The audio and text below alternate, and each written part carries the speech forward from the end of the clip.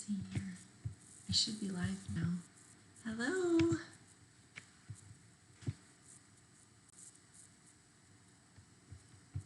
What a mess. Okay, I see you're live. I am live. Hi. I hope people can find this video. I think everyone was on the other video.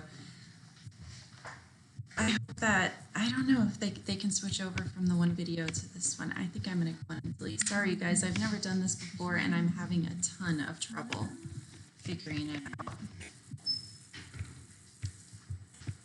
Let me see here.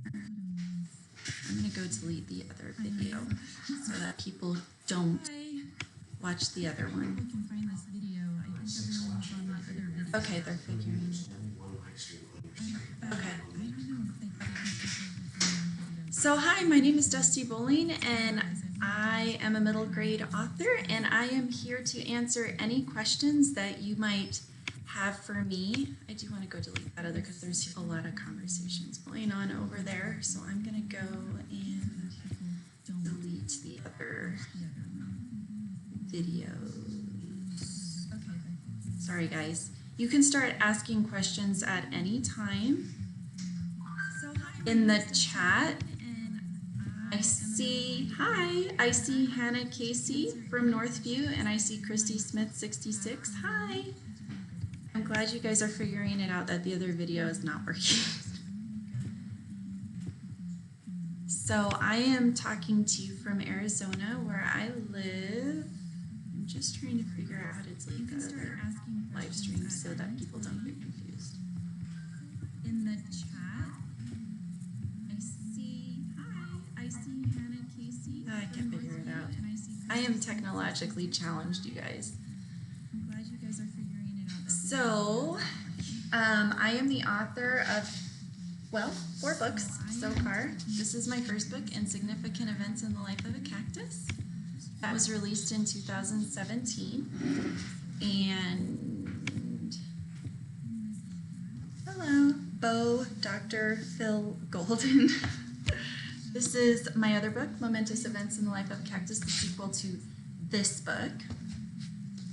And I also released 24 Hours in Nowhere, which was released in 2018, and that's just like a really fun adventure story. And then on September 8th, I have this book coming out, The Canyon's Edge, on September 8th. So, okay, great. I see people have figured out where the video is. Sorry, you guys, for all the confusion. So I think the way I'm going to handle this live stream is that I am going to answer questions as they come in. And if you post a question that I've already answered, then I think I won't answer it twice, and I will put this video up when I'm done for you to view. So if I skip over your question, just know that I probably already answered it, and you can go back and watch the video to see what my answer was. So my first question has come in, and it is by Hannah Casey, and she wants to know, what is your favorite book that you've written? Well, I get asked that a lot. There's a delay and it's annoying me. That's a really hard question to answer because I like all my books for different reasons and they're all special to me for different reasons. So for example, this one probably has my favorite characters in it, Insignificant Events in the Life of a Cactus. They're very, very special to me. Ava is really probably my favorite character that I've ever written, and so I enjoy writing her. And there will be more of Ava in the future, but I'm not going to go too much into that right now. And I love Connor a lot because he's inspired by my family. But I think that this is a really fun story to read. It's just a really fun adventure story, and I think it's more exciting, and I think it's better written because I learned a lot from writing my first book, and I learned a lot about plotting and story arc and all of that. So I think this is a really good book. But I'm super excited about this book. So I don't know. They're all special to me for different reasons. All right. Now, let's see. what's the next question? What can you tell us about The Canyon's Edge? It looks so different from your other books. Can't wait to read it. And that is by Christy Smith 66. You're right. It is very, very different from my other books, whereas my other books are more lighthearted and humorous and really focused on friendships, and there's a lot of dialogue in my other books. This is a completely different book in that it is way more serious and intense, and it's a bit darker than anything I've ever written before. And it's also, one thing that's really different about it is that it is in verse. So it's written in free verse. So if you enjoy books like that, I really do, like Inside Out and Back Again, or the crossover books like that. It's in that style. And also something I've never had before, it has some limited illustrations throughout. And you can see there's just a lot of really nice white space on the page. So it's a quick read. But it is very, very different from any of my other books. But I felt like after writing 3 really kind of funny books, I needed a little bit of a change. And I like to change it up a bit. I don't see myself writing the same things like over and over and over again. So, but I am really excited about it. If you like adventure stories or survival stories like Hatchet, I think you'll also like this. It's pretty fast-paced and intense, and it's about a girl and her father who are hiking in this really isolated slack canyon, and a flash flood comes through and sweeps the father and all of the supplies away, and she has to traverse the canyon on her own and find him and save both of their lives. So, all right, I'm going to read the next question. Do you love cactuses? Well, you would think so, right? Because I have about 1 million of them, but actually people have given me all these cactuses that I have, and I did not even title the book that brought all these cactuses into my life. My original title for Insignificant Events in Life of a Cactus was actually Brilliant Lights, but what a lot of people don't realize is that publishers will frequently change the title of your book, and so my editor pulled the title from a line in chapter 8 when Avon says, "I am an entirely insignificant event in the life of this cactus," and because of that, my whole life has become cactuses. All right, Dusty, and that question was from Bo Dr. Phil Golden. I like that name. Next question is from Ellen Smith. Dusty, my students are enjoying 24 Hours Nowhere and wonder if the reference to a theme park is a reference to Insignificant Events theme park. Yes, so I know what part you're talking about when Gus says that he thinks his grandma picked up the t-shirt at like some old Western theme park. Yeah, that was a little tiny like Easter egg referencing Stagecoach Pass. I'm a huge Stephen King fan, and I love all of his world building that he does, linking all of his books together, and so I guess I try to do that just a little bit with my own books. But anyway, yeah, that was a good question. How many drafts have you done? Oh, and that is by, Madison Lamoureux. So going back to my first book, I did many, many, many, many drafts of this book. And that is because it was rejected a lot. So I had never been published before, and I was still learning how to write a book. And I had to go through the process of trying to get published, which is really hard, but not impossible at all. So if you are an aspiring published author, I just want you to know that you very much can do it. But it is very challenging. And so when I finished my first draft, I cleaned it up a bit, and then I wrote a query letter, and I sent it out to these people called literary agents. They're the ones who take your book, your manuscript, and they try to sell it to a publisher. So they're like the gatekeepers of publishing. So I wrote this query letter, and I said, "Dear literary agent, I wrote this story about a girl with no arms. Would you like to read it and maybe represent me?" And I got back a lot of no's. You know how many no's I got back from the literary agents? 100. And so during that time, if any of them would ever read the manuscript and give me feedback on it, I would use the feedback to continuously improve my book. And at one point, I even did a huge rewrite on it, like complete huge rewrite from beginning to end. And then when my literary agent signed me, which was super exciting, it took 100 letters and almost a year. She had me do more revisions on it. And then she started sending it out to editors at publishing houses. And then I ended up doing another big rewrite during the submission process. And then when my publisher bought it, I did several more drafts with my editor based on her feedback. So it was many, many drafts for this one. But that process taught me a lot. And so when I wrote 24 Hours of Nowhere, it was the first book that I ever outlined, because I knew I wanted to have this 24-hour structure. And so I kind of had to outline it because I didn't want the book to end at hour 20 or be at hour 24 and then still have like a bunch more story to tell. So I ended up outlining it, and that led to a lot fewer revisions on the back end. So that's something I do now, is I usually do some kind of a rough outline, sometimes a really detailed outline, sometimes more of a rough outline of my stories. And that results in far fewer revisions on the back end. So when I wrote this book, I would say I was a pantser or a discovery writer, and that just led to a ton of revisions. And so for this one, I wrote a very, very detailed synopsis that I had to give my publisher to make sure that they approved of the sequel storyline. And so this one had way less revisions on it. So it just depends on the book. Okay, next question. Allison Kelly, you are such a great middle grade author. Thank you. What were your middle grade years like? Ugh, mine were not great. Oh, that's a really good question. I hated middle school. Like, I had a lot of issue with bullies, and I don't know what was up with the time when I was in school, or if it was my school, but the girls got into a lot of fist fights. I'm super wimpy.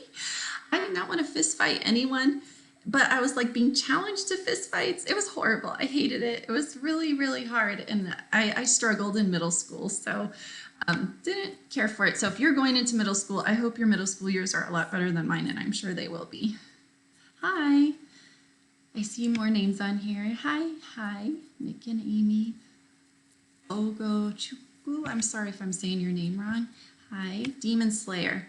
How do you come up with the canyon's edge? Oh, Demon Slayer. That's a really good question. So this book. So a lot of people ask me, where do you get your ideas from? Well, I get them from they can come from anywhere. They usually come from some place in my life, like people that I care about, people I know, interesting places I've been, but anything can become a story idea, especially when it's something that impacts you really, really hard. So this story was inspired by a news article, actually, that I read. My family and I, back in a few years ago in July, went hiking up north near this town called Payson with my mom. She lives up north in Arizona, and it's a lot cooler up there because it's way higher up in the mountains. And we went hiking in this canyon, and it was really nice. We had a beautiful time. And then just a few days later, there was a news article that came out that in that same exact place where we went hiking, a big family of 11 people had been hiking there to celebrate a birthday party, and to celebrate a birthday. And a flash flood came through and killed 9 out of 11 of those family members. And they were from my hometown of Cave Creek, where I lived at the time. And I knew of this family, but I didn't know them personally. But when I read that article about this family, I was so heartbroken, just so incredibly heartbroken for this family. And I really grieved for them for a long time. And I couldn't stop thinking about them. We want to write about. So this is a really special story to me, and I'm so excited to share it with you. So sometimes writing can be really therapeutic. You know, we deal with our grief by writing. We writers do, and it just serves so many purposes for us as a creative outlet and an outlet for our feelings and emotions. And when you put your feelings and emotions into your work, people can really feel that, I think. And I think that your readers really connect with the story when you do that. Okay, let's see, that's an intense question, and it's an intense story. Okay, you should do a give right now. You can enter right now to win an e-copy of The Canyon's Edge. It's really hard to send out paper copies right now because all of the publishers in New York are at home, and so shipping and all of that is super challenging, but I am giving away some e-copies throughout the whole month of April to celebrate National Poetry Month. So if you are on Twitter, you can go on there and enter my giveaways. Let me see. I love verse. I'm so glad. Canuck kicks it. I'm sorry, some of these names are hard to say. Let's see. What inspired you to write? That is by Callie. Oops, sorry. I accidentally. Ugh, I'm sorry, you guys. I'm so bad. I just lost my place. Okay, what inspired you to write? And that's by Callie S. Well, that is a really good question. So I fell in love with reading around the time when I was in third, fourth grade. Really was the time period when I just absolutely fell head over heels in love with books. That was also a really hard time in my life. My parents had gotten divorced and I had a lot of issues going on at home, substance abuse, physical abuse, and just lots of problems. And I didn't have a ton of friends at school. I had very few friends, actually. I was not super cool. I know that's really surprising when you see me now. I'm just kidding. I had a really hard time during that time period in my life. And I guess in middle school too. So yeah, my childhood was not the most fun. But I fell in love with reading, and books were they were an escape for me. They were friends when I didn't have any. They were counselors and guides for me when I really needed one. And I've loved reading ever since. And it's something I really like to make sure that all the kids out there know is that I've always loved reading. I've always been a huge reader. I read every day, and I don't have a writing degree or anything like that. My whole writing education has been all the books that I have read throughout my whole life. And so I truly believe that as long as you are a really avid reader, you can be a writer at any time, because it really wires your brain to be able to write and understand the structure of language and story arc and all of that sort of stuff. And so the reason why I write, especially middle grade, is because of that time period in my life when I fell in love with books. And I would like to create books that kids feel the same way as I did.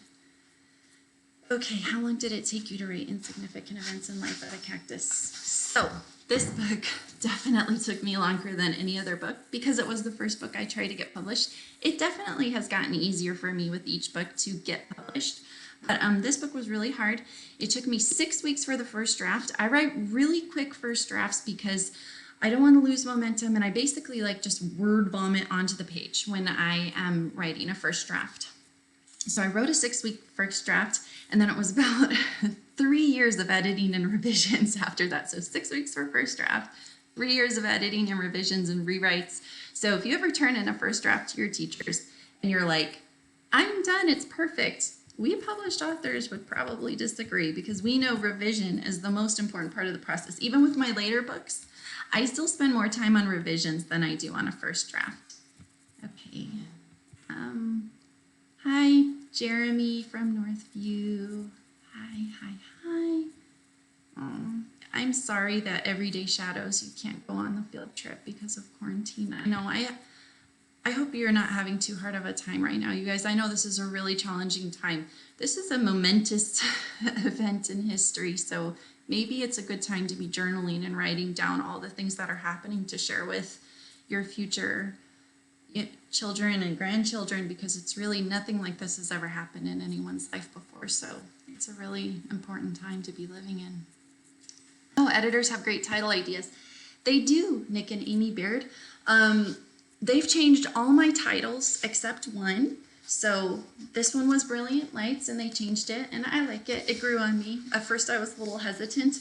This one I never really had a title for because I figured they would change it anyway, but I was just calling it More Insignificant Events in the Life of the Cactus, or Slightly Less Significant Events in the Life of the Cactus. Nobody liked my title suggestions because they were terrible. This one I called The Canyon, and they changed it to The Canyon's Edge because they wanted it to sound more exciting, and I'm sure they were right because they're very smart like that. And this one was the only title I ever got to keep, 24 Hours in Nowhere, and I think it's a good title. Okay, let's see. Hello. Hi, Ellen. Eileen. Hello. Oh, can you show us your animals? Yeah, I can show you some of my animals. Hold on a second. I will get, let's see, I think I'm looking for, let me go get Gandalf the Grey to show you real quick. I'll be right back. I gotta take my earrings off though because he'll eat them. I'll be right back.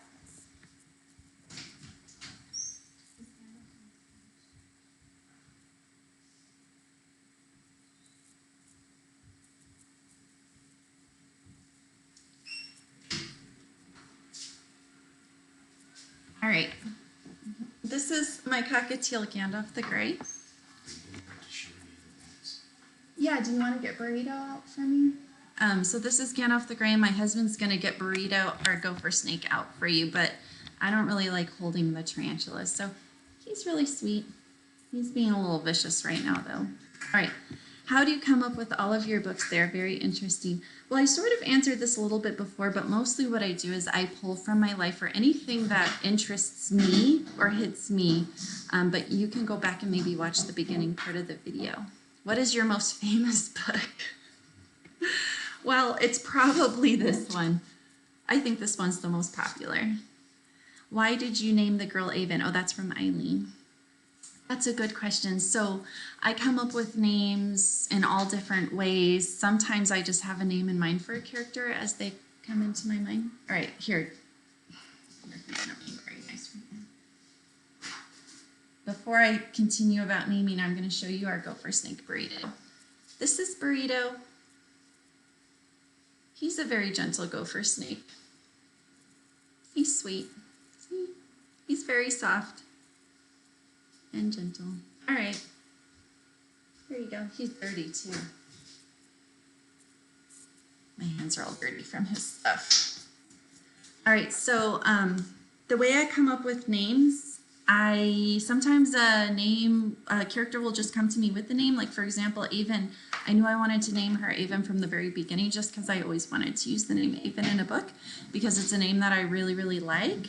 And it was just a name of a friend of my daughter's when she was little, and I always thought it was a really beautiful name. And I looked it up. I always like to look up the meaning of the names that I used, and it meant it was a kind of flower, and so I thought that was really pretty. Connor, for example, in Insignificant Events, Connor was a babynames.com name. So, yes, I don't always put like huge tons of thought about the meaning and symbolism and all that of my names. I like to use some common names, and so I go on babynames.com. Thank you. And I scroll down the list and I say, oh, that's a nice name. I like that name, Connor. That's his name. I think it would be, I'd like to use really unique, unusual names for all my characters, but I think that would be kind of unrealistic. So I like some to have unique, unusual names like Zion. Zion, I wanted to be able to have an opening for him and Avon to talk about his sort of nerdy, sci-fi loving, comic book loving family. So I named him Zion after The Matrix, which I don't know if a lot of you out there are allowed to watch, but one day.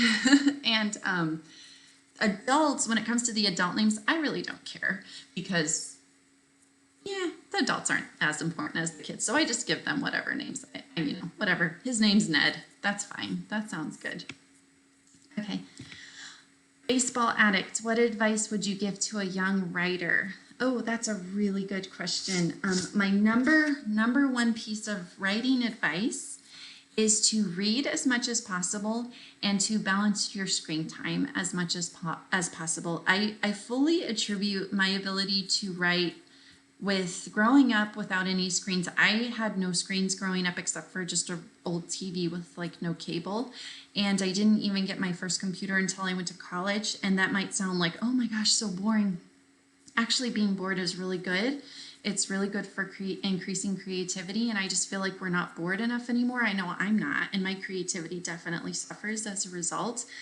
So because I grew up like that, I read a ton. I read and read and read. And so I had a really good attention span. And I learned how to write from doing that. So please just read as much as possible. Try to put down the YouTube. I know that sounds really hypocritical right now, but at least you're learning something on here. I mean, screens have uses too. I have to use my computer to research and to write and to do all kinds of stuff, but I think we use them in a lot of sort of time-wasting, brain-wasting ways that are lowering our attention span and our creativity. And I know when I'm doing that, like when I'm on social media a lot, I actually just had to uninstall Facebook from my phone because of all this the virus stuff, and all of it was stressing me out so bad, and it was distracting me so much that I can't focus on writing at all. So I just went in and uninstalled some social media on my phone, and I have to monitor my own self and do those sorts of things because I fall into this habit of always being on social media and doing all these time-wasting things, and before I know it, the day is over and I've spent like 4 hours on my phone and I've written not even 5 words and I haven't read at all, and I feel my attention span just being affected really quickly. And then when I detach from all of it and I take time and I go outside and I just let my mind sort of rest and wander and be bored, and then I feel it coming back. So they definitely impact our ability to write.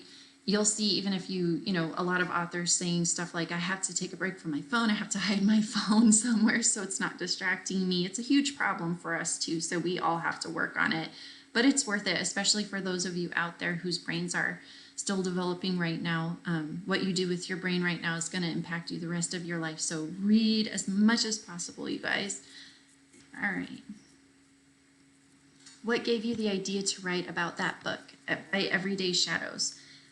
And I think the book that you might be talking about is this one. I already explained what my inspiration was for the Canyon's Edge. So I'll tell you what my inspiration was for this book, Insignificant Events, which also for this one. So the Avon was inspired by, initially going back like a really long time ago, about 12 years ago, the first spark of a story idea came to me, which frequently happens. Something just sparks and it sits in my head for years and years, which is what happened with this book. And that happened in 2008 when I got a phone call about my cousin who was serving in the war in Iraq. And I was told that he had been severely injured and he was in a coma and he had lost his eye and he was going to spend the rest of his life with one arm. And so, of course, I was extremely worried about him. And so I did a lot of research while he was in his coma about what his life might be like with one arm, like what kinds of jobs would be available to him and how would he take care of himself. I was really concerned he could not have the same quality of life with one arm that he'd had with two arms. And I realized during that time that I couldn't find any children's books that had characters with significant limb differences. So this was 12 years ago. Things have certainly gotten better since then, but back then there were hardly any books with characters with disabilities. And that really bothered me because I've always strongly felt that all children should be represented in books. So I thought maybe I should write a story like that. But I had just started writing. I didn't start writing until I was almost 30 years old. And so I wasn't sure if that was a story idea I could tackle. I wasn't sure if it was up to me to tackle that story idea. I have never lived with a limb difference, and so I wasn't sure if I could even write about it. And then my cousin ended up passing away, so I just kind of put that in the back of my mind. But then a few years went by and still no one had written a story like that. And I came across a video online of a woman named Barbie Thomas who lives in the Phoenix area where I live and is actually a friend of mine now. And she was just working out at the gym and holding towels and doing all these things with her feet because she didn't have arms. And I'd never seen anybody like that before in my whole life. And she was really fascinating and eye-opening to me because I never would have known that a person could do so many things with their feet. And so I started doing all this research. So for about 2 years, I researched people without arms and all the things that they do, like Mark Stutzman, who's an Olympic archer, and Jessica Cox, who has her pilot's license and can fly a plane with her feet, and people who play instruments like Avon. So all the capabilities that Avon has came from all these people that I researched. I knew for sure that she could handle all these things and that she would do them like this because I had seen people without arms doing these things. I had met people without arms and gotten to talk to them and share the manuscript with them and make sure that they felt it was authentic. Because it's really important to me to always have really positive, authentic representation in my books, because I know how bad representation can hurt people because of for example, the representation of Tourette syndrome that's out there, which is very, very stereotypical and always of people shouting bad words. And that hurts my husband and daughters who have tic disorders, because when they tic out in public, or when they try to explain to people about their tics, people don't understand and they make assumptions, and they'll frequently say to them things like, you can't have Tourette's because that's the cussing disease and stuff like that, which is really upsetting for them. And so I put Connor into the story because I wanted to put out also a better representation of Tourette syndrome. So all of the characters that I write in my stories, I do share the manuscripts before they're published with people who have the disabilities, make sure that they feel it's authentic, because if they didn't feel it was authentic, then I would know that there was a problem with it, and I wouldn't feel comfortable sharing it, because I never want to hurt anybody with my representation. Like, representation hurts kids all the time with Tourette syndrome. So that's a really good question. All right. Jan Mason, hi, I was on the Skype we had for Westwoods and I'm writing 2 books currently. Do you have any tips for writing books? So, yeah, so again, read as much as possible, balance your screen time, but also you could study some craft books. So Jan Mason, I don't know if you're an adult or a child, but there's some really good craft books out there, and I am always studying new techniques and crafts. And I think I have, for example, I have some books, I think right here, yeah, that I'm using right now to help me improve. I will always be learning about how to be a better writer. I don't think I will ever stop learning how to be a better writer. I know I won't, because I feel like I barely even learned a drop in an ocean of what there is to know about writing. So, for example, I used this craft book to write my most recent manuscript, which is my book that will be coming out in 2021, which I don't know if I'm allowed to share the title or anything like that yet, because I'm not sure what the title is going to be, because I'm sure they'll change it. But I am super excited about that. It's another kind of exciting adventure story. So I used this to help plot out that book, and it was really helpful, and I think it helped me learn a lot about pacing. And so that's a great craft book, but there's tons of great craft books out there. I struggle really with emotion, like writing emotion and stuff, so I found this book, The Emotion Thesaurus. So that's a great tool. So definitely reading as much as possible, balancing your screen time, reading some really good craft books, and practicing, of course. And those are the best tips that I can give. Let's see. How do you come up with your book? So I'm sorry, I'm going to skip that one because I've already answered it, Alina, but you could watch the video to learn about how I come up with my stories. How much money do you make being an author? That's by Abby Jackson. So it's probably a lot less than most people think. I think most people think if you're a published author, you know, you must be really doing really well and rolling in it. But, you know, we have to sell a lot of books in order to be able to live on our income. For example, I only make a certain amount per book, and it could be anywhere from like 5 cents up to, at the very most, $1.50 for a hardcover sold through an independent bookstore, for example. But most books I make far less than that on each copy, especially like books sold on Amazon. I make way less on those because they're sold at such a discounted rate. And so it takes a lot of book sales in order to be able to live on book sales. So it just depends on how many books you sell, but it's not as much as you probably think. So Emily, oh, hi, Ethan. Hello. People really want to know who Demon Slayer is. Oh, he's somebody on the discussion board. If you had to make, okay, this is from Nightingale. If you had to make insignificant events in life of a cactus a horror or thriller, what would you change? What do you think would be the biggest change in the story? I can honestly say I have never been asked that question before, and I love it because I love thrillers and I love scary books, and I would love to write one day. I couldn't imagine making this book a horror thriller. I've never even thought about it. That is such an interesting question. But I think, I don't know, I would have to have a murderer in it. I guess like legit, like I know that they like contemplate possibly there being a murderer at Stagecoach Pass, but maybe there would be a real one and things would get really scary. I don't know, that's a funny question. I love that question. Very creative. How long did it take you to write the book, Drake? I did answer that, so maybe you could go back and watch the beginning. Death Noodle is the greatest name for a snake ever. Thank you very much. He's really sweet and gentle, so Death Noodle is a really good name for him. I think your book is great, but would you make another one and make it Connor's Life? And that is by Alina. So I get asked this a lot, if I would ever write a story from Connor's perspective. And I've been saying probably not. I am under contract right now for 6 more books, and none of those are a third Cactus book. I'm not saying that there's not going to be any more of these characters, but they're not in this particular series. But I've been asked it so much at this point that I've started thinking of, if I were to write a third Cactus book, I would probably make it from Connor's perspective, and I would probably have it be during the time during momentous events. So when in momentous events, he's not in the story as much. And so I imagine he has a lot going on in his life during that time with the reconciliation with his father and starting high school for himself and all the things that he's dealing with. So if I were to ever write a story, possibly it would probably be something like that. And I definitely would not say never right now, because that's how the sequel happened.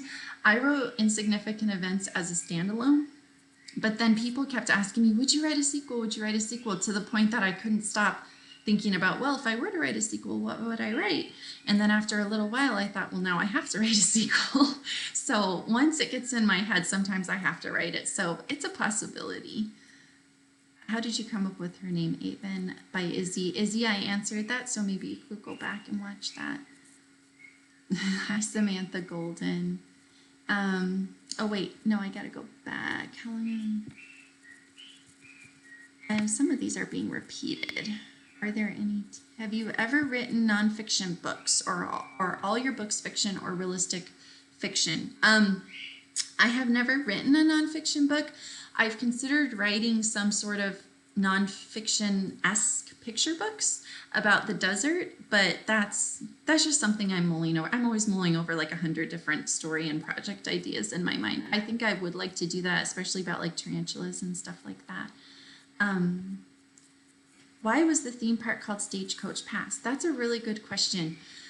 Stagecoach Pass, so Stagecoach Pass, the theme park itself, was inspired by a theme park that I grew up visiting in North Scottsdale called Rawhide, and it closed down about 15 years ago, and I was super sad because I knew I'd never get to take my kids to visit Rawhide, and it was a really special place to me. And so I decided to bring it back to life in my story on a rewrite. Actually, it wasn't even the original setting of the story. And when I was trying to come up with names for it, I came up with a bunch of names, and then I eventually settled on Stagecoach Pass, which was actually the name of a road that I lived on for a short time when I was in high school. And it's also one of my favorite streets in Arizona. It's really beautiful over there. All right. Never had to deal with a bully. Well, Michael Lee, I'm really happy for you. I've dealt with a lot of bullies in my life. Are you going to make any more Aven books? Okay, so I said there's no plans right now for another book in the Cactus series, but I'm not saying that you have seen the last of Aven, so you can keep updated on my website. Hopefully there will be an announcement soon about stuff. So I don't think I can announce it yet. Stay tuned. All right, how did you come up with Aven? Okay, I answered that, so you might want to go back and watch the beginning of the video. I love your book. Thank you, Alina. I keep seeing the same questions. Let's see, how many books did you write? Well, how many books have I written? I've written, so the 4 that have been or are about to be published, and then I've written a 5th book that is going to be published in 2021, and I've written another book that's going to be published in 2021 that I haven't announced yet. And then I also have written, before I ever got published, I wrote probably about 6 books. Those were my practice books, I would call them, because I was learning how to write. I learned a lot from writing those books, those manuscripts, and that was a lot of good practice time for me. So I've probably written, I guess I've written about 5, 6, about a dozen books. Wow. Okay, baseball addict, what advice for young writers? Well, I did answer that, but you say you have to leave soon, so read as much as possible and balance your screen time. I'm sorry, I got to go down and find questions I haven't answered yet.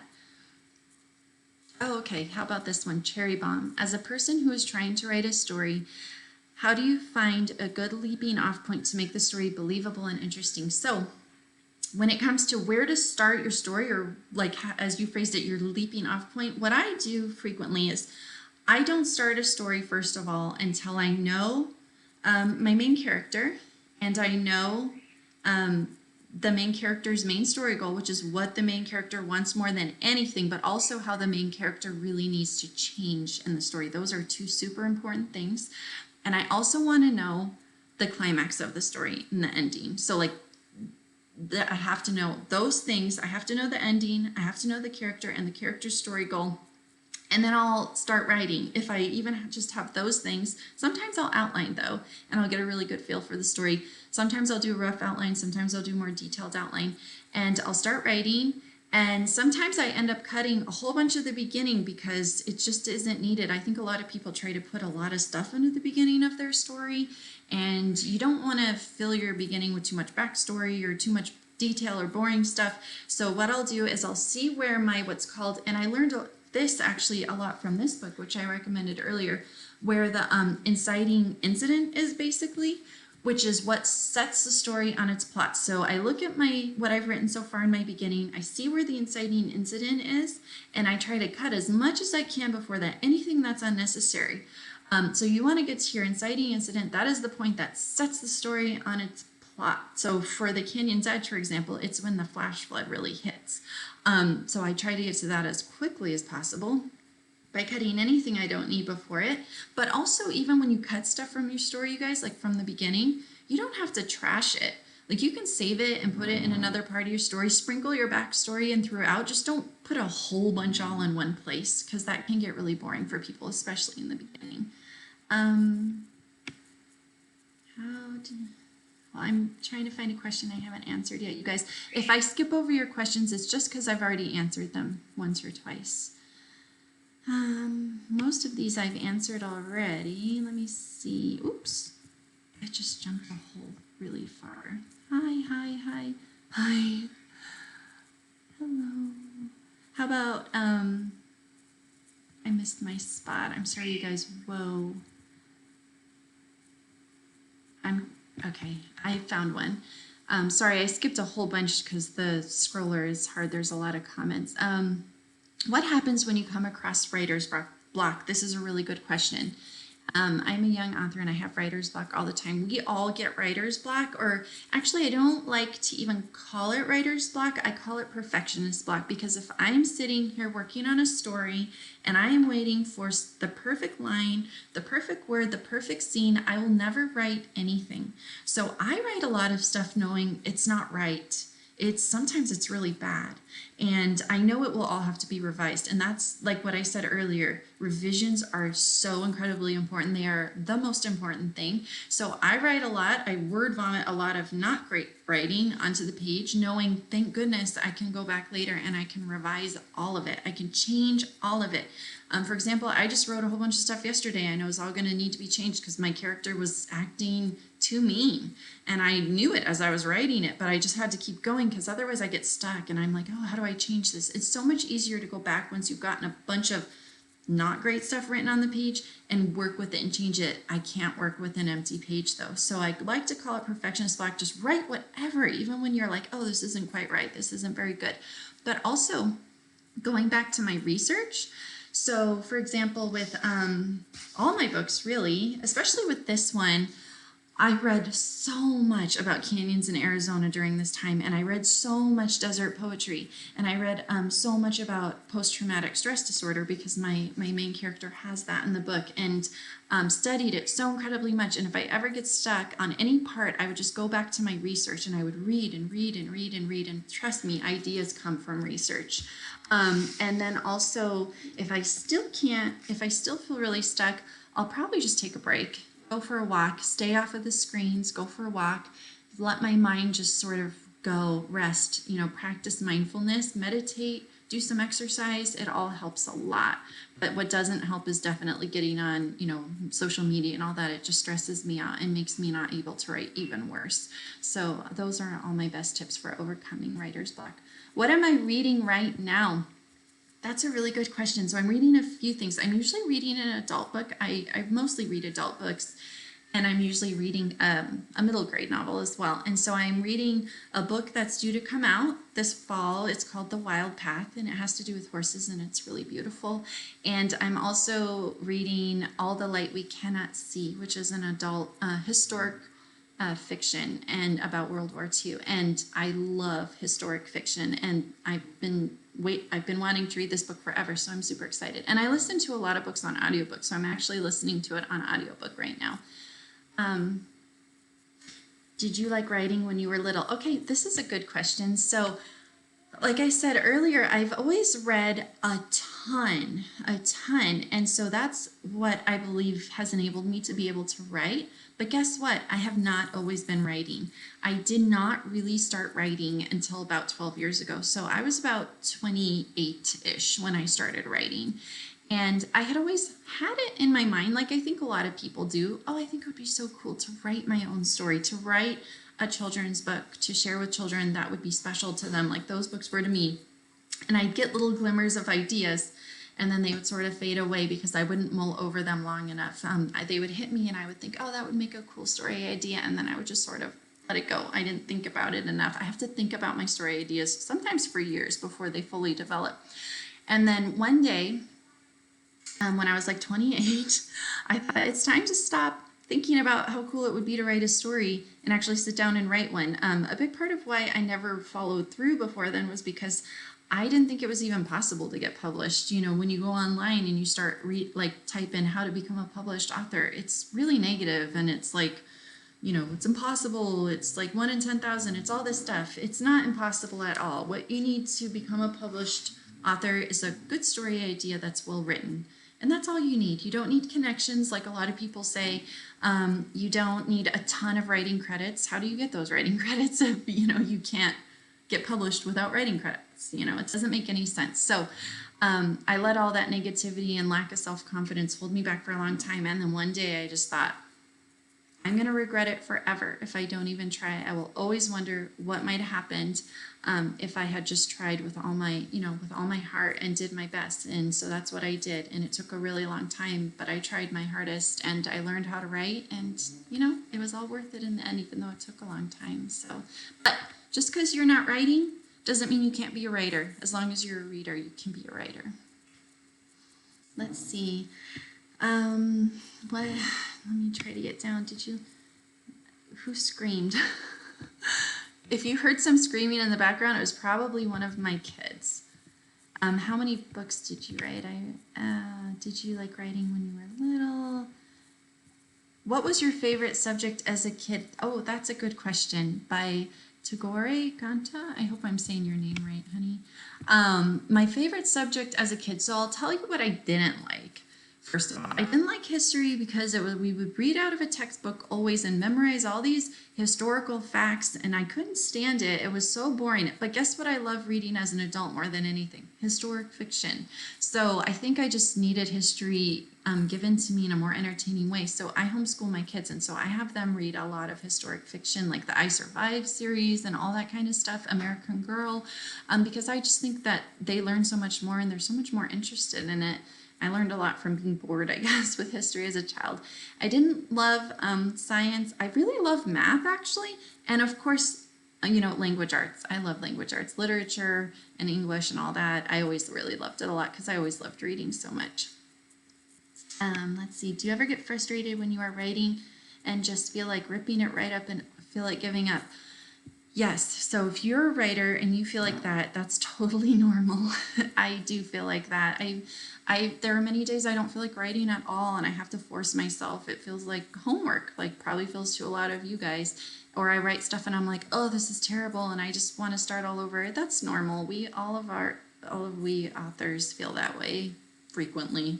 So, hello, hi. How many? What is a normal day in quarantine by Nolan? That's a good question, Nolan.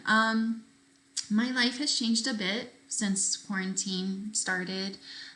Arizona is under, a stay-home order, I guess. It's confusing about what it is exactly, but we are staying home as much as possible, of course, except when we have to get food from the grocery store. And our grocery stores, unfortunately, in my area are really, really depleted because we have a really big, like a lot of people for only a few grocery stores. So sometimes we have to drive really far just to find basic stuff like eggs and things like that. So it's been a little challenging like that. But my husband and I both work from home, so that hasn't changed much. And we homeschool our kids, so that hasn't changed much. But one thing that has changed a lot for me is all my travel. I normally do a lot of traveling, going to events and school visits and all that. And of course, that's all been canceled, which is really disappointing to me. But you know, and I'm sure a lot of your lives have changed a lot since quarantine started.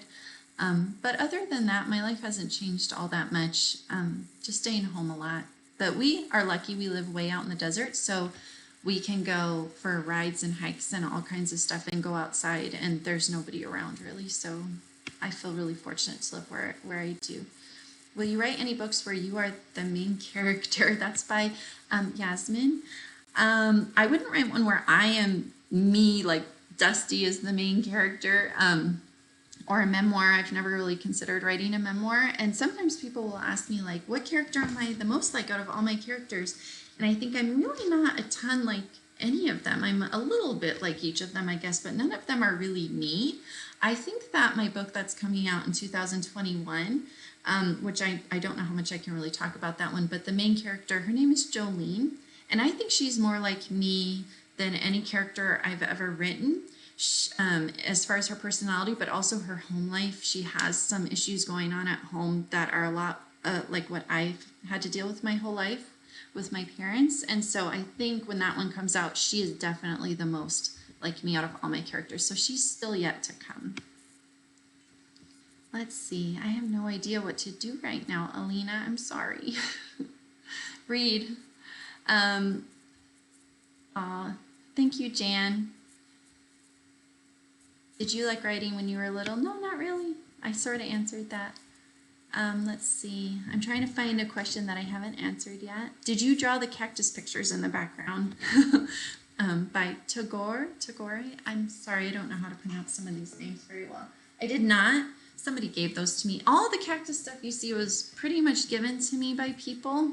I don't buy it for myself. I'm not obsessed with cactuses, I swear. What are the hardest parts of writing? That's by Alfred. I love that name. The hardest part of writing, I think, is just the discipline of sitting down regularly and writing. Because trust me, after a while, it starts to feel like a real job. And like I said earlier, it starts to feel a bit like homework even at times. When you're first writing, I think a lot of inspiration takes over. But then after a while, it's like, then you just have to work at it. Like, I'm sure a lot of you out there who like to write, you get really excited about a story idea. You sit down, you start to write, and then you maybe fizzle out after a while. Trust me, that happens to all of us. And that point for me is usually around like 10,000 words. I start to feel like, oh, I'm sort of tired of this story and I'd like to write something else. And that's when it becomes, like discipline, where I have to sit down, view it as a job, follow through, finish my stories, work on my stories, because you will be working on them for a long time. And so I also try to only stick with story ideas that I am really super passionate and excited about, because I know I'm going to hit those points where I don't feel like working on it. But the more I care about the story, like Insignificant Events, I cared about that story a lot. Otherwise, I don't think I could have done all the years of rewrites and revisions and all that. So try to write what you really, really care about, what really excites you, what you're really passionate about. And then even when you don't feel inspired to write on it, just know that we all feel like that, and we have to just have discipline. I would say that writing for me, I don't know if it's like this for everybody. I know it is for a lot of writers, though, is like 5% inspiration, 95% perspiration, meaning it's only a little bit of inspiration and it's a whole lot of work. So did you ever think you were going to end up doing another job? Yeah, I've tried lots of different jobs and I never really loved any of them very much. I was even a teacher for a short amount of time. Nothing ever felt totally right to me until I started writing, and I think that's just what I was meant to do all along. Why did you make Avon live in Kansas at first? That's by Katie. Well, honestly, it was really random. I was like, what's a state that's super different from Arizona? Well, pretty much all of them were pretty unique. But I thought just Kansas. I don't know. It was pretty random. I wish I'd put a little more thought into it, because it's something I have to work with in the future. But anyway, it was sort of random. Who is my favorite author? Oh, that's a really good question. Well, I love a lot of authors. It's really hard for me to pinpoint one, but when it comes to middle grade, I have a lot of favorite authors. I love Catherine Applegate. I love Jason Reynolds. I love Daniel Meinhardt. I love Jacqueline Woodson. I love, oh my goodness, I have a lot of books up here, as you can see. Kate DiCamillo, lots of favorites. Hardest part of writing, yeah, the discipline. Let's see. Hi Margot. I'm sad I can't come to your school either. I had to cancel a ton of school visits and it really broke my heart. Let's see. Oh, here's a new one. Bo Dr. Phil Golden. If you ever had a horror story, would there be a ghost or a murder? Okay, so I've thought of a scary story that I'd like to write that I'd actually like to have turned into a graphic novel, and it's sort of ghost related. I wouldn't probably have a lot of murder in my scary stories because I think that's getting a little heavy for middle grade, but definitely some scary creatures, supernatural stuff. And I would love to write a scary story, like short scary story compilation that has to do with the desert, kind of like Scary Stories to Tell in the Dark. And that's something I'm sort of mulling over right now. How did you come? Oh, it broken 99 key. What is your favorite thing to do? That's a really good question. Well, my favorite thing, I have a few. Reading, of course, writing secondary, but also just spending time out in the desert. I love going hiking, and we have a side-by-side Polaris that we can take and go adventure way out in the desert, and thank goodness we have that because it's helping us to stay sort of mentally healthy, I guess, right now during the quarantine, so we can go out on it and go adventuring, and that is definitely my favorite thing to do. I also really like to swim in the summertime because there's not a lot to do in the summertime here because it's so hot, so we do a lot of swimming. Okay, Jill Slapnick says, how did you come up with the idea for Trilby and momentous events in life of a cactus? That's a good question. Not a lot of people ask about Trilby, but I really like that character. So when I outlined momentous events and wrote the synopsis and I sent it into my publisher, I didn't have Trilby in it. She was sort of a surprise when I wrote the story. I didn't know she was going to be in it. But as I was writing it, I decided Ava needs a girl in her life. She's surrounded by all these boys. She really needs a girl in her life. And so I thought, I'm going to make Trilby like my kids. She's going to be a homeschooler, but like a super cool, not stereotypical homeschooler. My kids get really tired of the stereotypical representation of homeschoolers. It's really annoying. And so I thought, I'm going to make her a really cool homeschooler who loves punk rock, and she's going to introduce Ava into punk rock because I love punk rock music. And then I thought, and then it grew from there. And then I had like this whole punk rock thing going on. And then I had, the lyrics, and I ended up having to make up all the lyrics because I couldn't use real lyrics. It's like legally complicated. So I ended up making up all the bands, which was super fun. I love coming up with band names in the story. And so the creation of Trilby just led down this path of all these fun new plot elements and stories and stuff. So sometimes stories can go that way. So even if you plot a story, there's still room for so much to change and be added and all kinds of stuff. But it's always good to have a story goal in mind so you know where you're heading with the story. All right, that was a really good question. What authors have inspired you? Mrs. T. Franchek? That is a really good question. I've been inspired by a ton of authors. Definitely all the authors that I read growing up, because it was during my younger years, 3rd, 4th, 5th, 6th grade, when I fell so much in love with reading, that planted the seed for being a writer back then. So all the writers that I read back then, like Anne Martin, The Babysitter's Club was definitely my favorite. I read all the Babysitter's Club. I had all the books. I read them over and over. I loved them so much. So all the authors from back then of the books I loved, like Where the Red Fern Grows and Sweet Valley High. And even so, I started reading Stephen King when I was about 11 years old. So I was really young. Nobody ever monitored what I read. So I read a lot of adult stuff back then, like Danielle Steele, which is like women's romance and stuff. So I was reading a lot of really big books when I was little. And those authors, I think also, though, have inspired me. I've developed a lifelong love of Stephen King, which has made me want to try my hand at writing a scary story sometime. And I think he's a really good writer, too. I don't think he's given enough credit for actually being a really good writer. All right. It's funny reading all your comments. I'm looking for a question. What are some of your favorite middle grade books? Well, I think I sort of already answered that. Okay, the beginning helps me figure out my story. I will probably have to cut a lot. Yeah, I do too, a lot. Oops, I skipped way down to the bottom. Now I'm gonna have to start from the bottom. Screaming Ferret is also Screaming Draco. Some of these. Oh, Allison Kelly said something about kids from Alcatraz. Yeah, that was fun to write. All right, wants to know if you like, okay, so Caden from Northview wants to know if you like fairy tales. You know, I grew up loving like the Disney movie fairy tales, like Beauty and the Beast, Cinderella, Sleeping Beauty, all that kind of stuff, but I don't necessarily love to read them really. That's definitely not a genre that I love, but I still love to go back and watch the movies from my childhood, I guess for nostalgia, but I still love a lot of those movies. First Rule of Punk is a good book too. I have that book. Yeah, I think it's right here. This is a really good book, and Celia Perez and I both love punk rock. It's fun to talk to her about that. All right, because a lot of people aren't familiar with a lot of the bands that we like, but she knows them. Could you show us some of the desert? Yeah, that's a little bit hard here, but let me see if I can. I have some pretty dark window shades on my window in here, but let me see if I can show you. I don't know if you guys can see out my window here. But you can kind of maybe, it's super, super green right now. I don't know if you can see that. And the video's on such a delay that I can't look to see if it's working very well. So it's pretty green right now. We have so many weeds. I've never seen the desert so green. And it's making my allergies terrible, just terrible.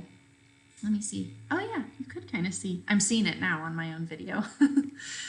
Did you read Harry Potter? So, I always hate answering this question, and kids ask me this all the time.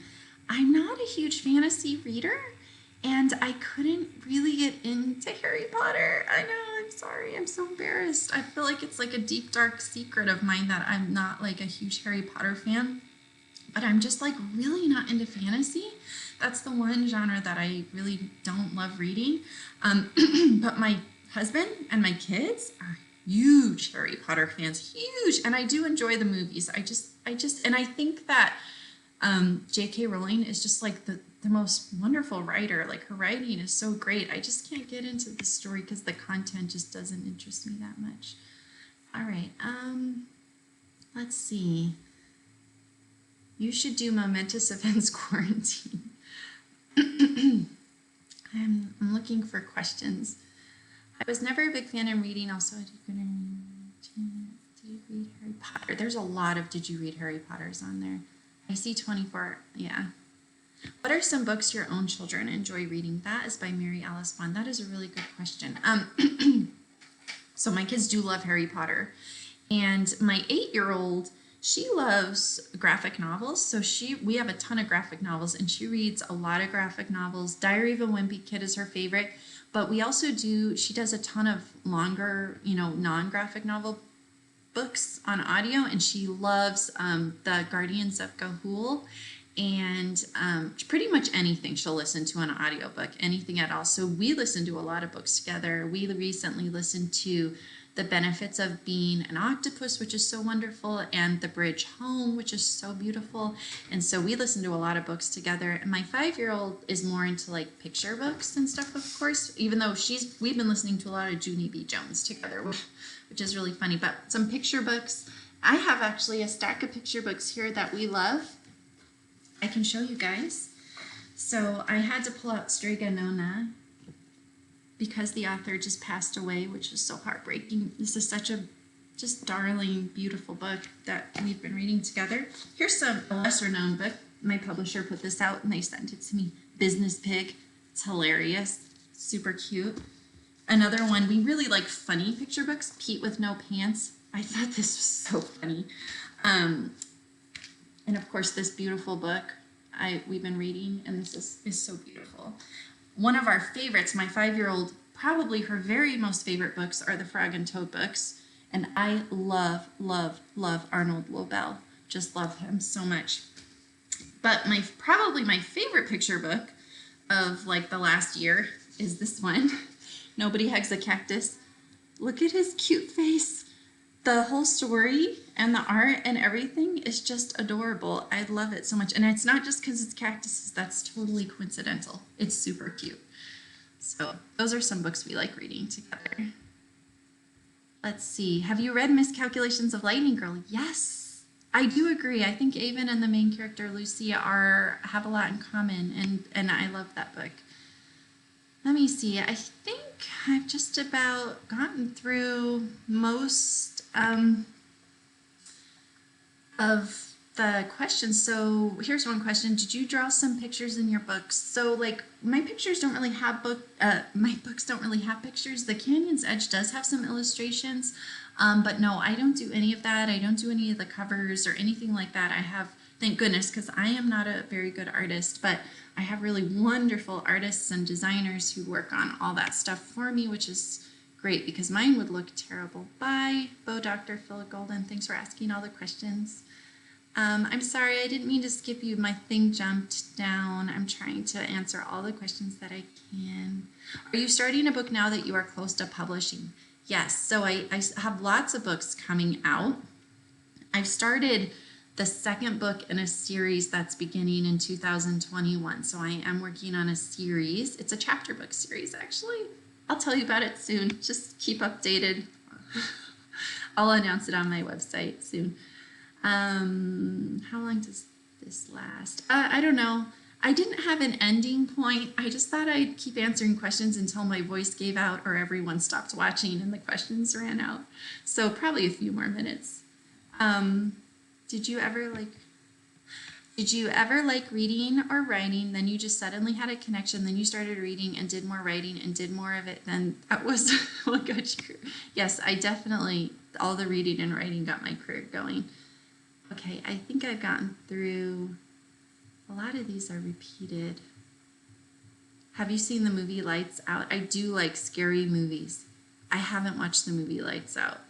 I'm watching a scary movie right now called Underwater. It takes me like a week to watch a movie because, especially a scary movie, because I have to watch it when my kids are asleep, but then I'm really tired at night. I can only watch like 10 minutes at a time. Wait, you have kids? Yes, I do. I have 3 daughters, a 5-year-old named Monet, an 8-year-old named she just turned 9, a 9-year-old named Adley, and a 16-year-old named Bronte. Let's see. This is going to go on forever. I'm sorry you feel that way. You don't have to keep watching. Unless your teacher ordered you to, in which case I'm really sorry. I'll end it very soon. Do you like reading the book or listening to the audiobook? That's by Carrie. Oh, I love that question because I love audiobooks. Love audiobooks. And for every book that I read, I probably listen to like 5 audiobooks because I can listen to them while I'm driving or walking or work, not writing. I can't do that. Like, I don't think you can do that at the same time. Like working, like doing dishes or laundry or something like that. Anyway, I think I just about answered all the questions. If you asked a question and I did not answer it or I skipped you, you could put it at the bottom. Have you read Wonder? Yes, I have. Do you have any scorpions? Yes, I do. I have a giant desert hairy scorpion. What's your favorite Cardi B song? I'm not a Cardi B fan, sorry. Although I do like Billie Eilish. Does that mean, I'm somewhat I don't know. I'm so not cool, you guys. I don't even know what to talk about with that. Okay. If you could write a book about anything and have it cleared, what would you write? Oh, well, I write about those things already. Basically, I write about the things that I most want to write about, and so all the things that I write. How do you feel about books that are made into movies? Wow, that's a good question. I like it when I love a book and I get to see it made into a movie. It's always fun to watch the movie when you love a book. Sometimes it's a little frustrating because they change stuff. I'm hoping that some of mine will be made into movies. They're both sort of in the works, but movies are really tough, so we'll see if that happens. Well, for those of you who've had to go, goodbye, and thank you for coming on. And I think I've answered just about most of these questions. So if your question didn't get answered, you could go back and watch the beginning of the video. It probably means that I already answered it once or twice and I didn't want to keep repeating myself for the people watching. So no, I'm not going to get the scorpion out because I don't like it. I don't approve of that pet, and I refuse to acknowledge that it even has a name or anything because I think scorpions are vicious monsters. So I don't love that's my husband's pet. So you'll notice even on the cover of the Canyon's Edge, there's like this shadow of a scorpion because there's like a monster in this book, and I've used the imagery of a scorpion to describe it. So this is a little bit of a scary book. So I do love scary books. So, all right, I think I answered most of the questions. Thank you so much for everybody who joined this video. Sorry for the trouble in the beginning, but I really enjoyed answering all your questions and talking to all of you, and I am so honored that you spent this time with me. And I hope that everyone has a really, really good day, and that stay healthy, stay well, get some exercise as much as possible outside if you can. Read. Try not to spend too much time on social media right now because it's messing with my head.